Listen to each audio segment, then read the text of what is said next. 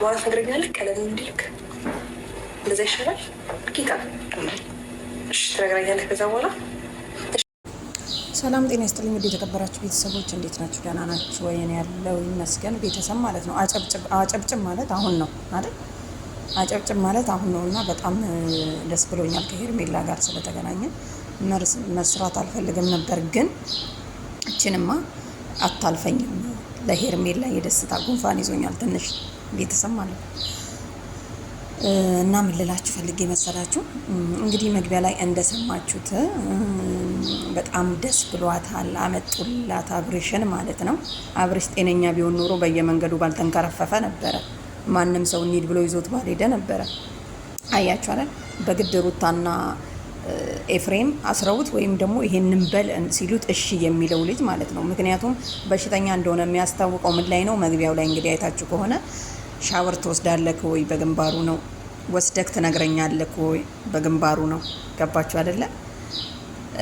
እና ጫማውን ደግሞ ጎንበስ ብላ ምናምን ነገር እንዴት እንደምትንከባከበው አያችሁ አይደለ? በፈገግታ ነው። ሩታ ግን ባደረገችው ነገር ስለምታምን እንደንትን ነው የምትጎትተው ማለት ነው አብርሽን። ስለዚህ ሩታን ያልሰደባ ሰው የለም ብላችሁ አላምንም። ምክንያቱም እጅሽ ገብቶ እንዴት አወጣሽ? አያችሁ ሩታ አብርሽን ወዳው ሳይሆን ከሄርሜላ ጋር ለምን ሆነ የሚል በቀል ነው። አንዴ ሄዷል ግን ከሄርሜላ ጋር መሆን አይችልም ብላ በዛ ነው ትግሉን የቀጠለችው እንጂ ወዳው እንዳይመስላችሁ። ለማንኛውም ቤተሰብ ማለት ነው እንግዲህ ሄርሜላ በጣም ደስ ብሏታል። እንደ ዛሬ ራሱ ደስ ብሏት አያውቅም። እንኳን አይደለም እሷ፣ እኔ ራሱ ደስ ብሎኛል አብርሽ ሲመጣ ማለት ነው።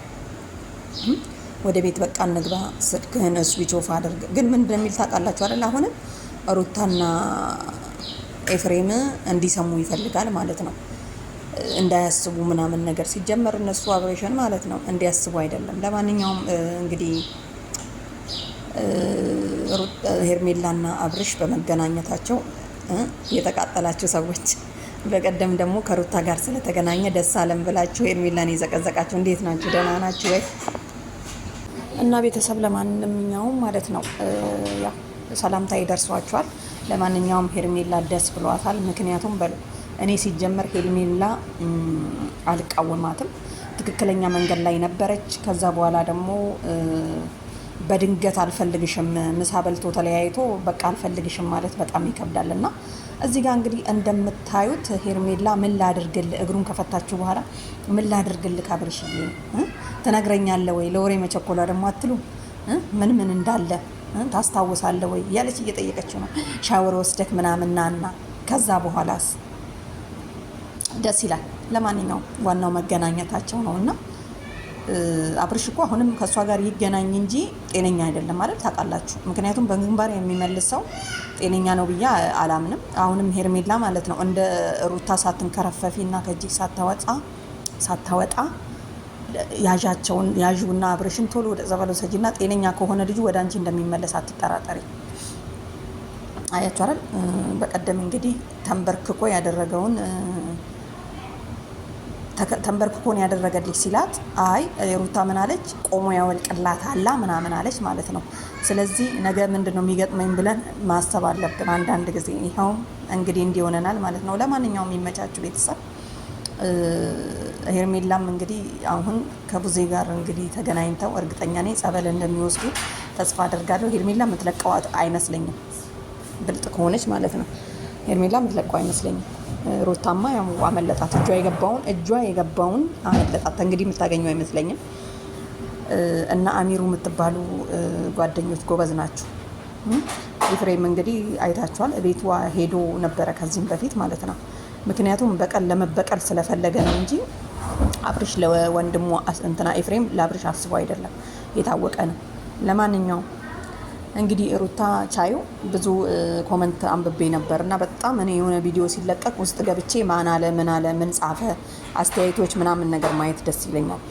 እና ኮመንተሩን ሳየው ማለት ነው በጣም ነው ደስ ያለኝ። ምክንያቱም የሆነ ሰው ወደ ላይ ከፍ ያደርግህና ከዛ በኋላ ደግሞ ይዘቀዝቅሃል ታውቃለህ።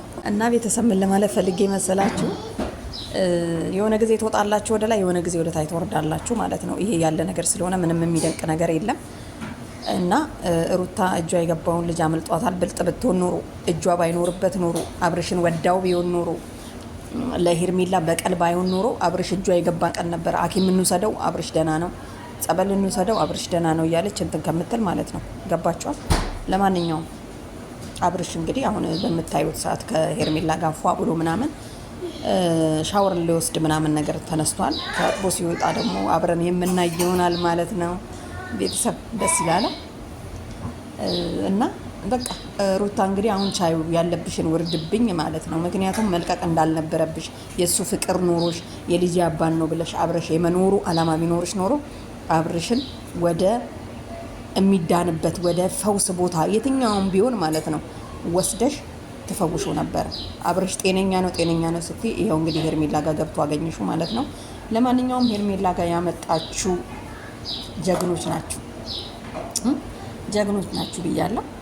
እንግዲህ እዚህ ጋር እያስጠነቀቁት ነው። ማንም እንዳያያችሁ ወደ ቤታችሁ ግቡ፣ ይዘችሁ ግቢ ቶሎ፣ ድንገት ሊመጡ ይችላሉ የሚል ነው ማለት ነው። እና በቃ ቤተሰብ ለማንኛውም የሚመቻችሁ